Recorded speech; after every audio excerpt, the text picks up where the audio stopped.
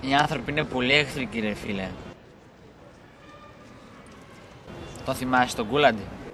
Ποιον Κούλαντι? Τον Κούλαντι, ρε, που δούλευε εδώ στις οικοδομές πριν κάποια χρόνια. Που ήταν από τη Γεωργία και έμενε εδώ με την οικογένειά του. Α, ο Μπεκρής, τώρα κατάλαβα. Ναι, ρε, Μπεκρής δεν λες τίποτα. Έκτισε πολυκατοικία με τα μπουκάλια του. Ω, ναι, ρε φίλε, τον θυμάμαι. Πολύ ρεμάλι ο τύπος. Ρεμάλι ξερεμάλι όμως, όσο ήταν στη γειτονιά δεν πείραξε ποτέ κανέναν.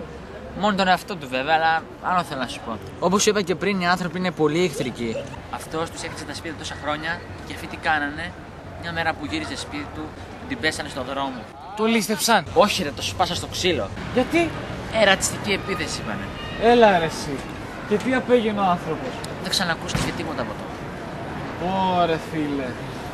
Δεν τους καταλαβαίνω τους ανθρώπους. Πάρε. Όχι, ρε, πάρ' το και φύγε από εδώ, ρε. Άντε, φύγε από εδώ. Άντε. Άντε. Παντού μιζέρια, ρε, παντού μιζέρια. Γάμισέτα.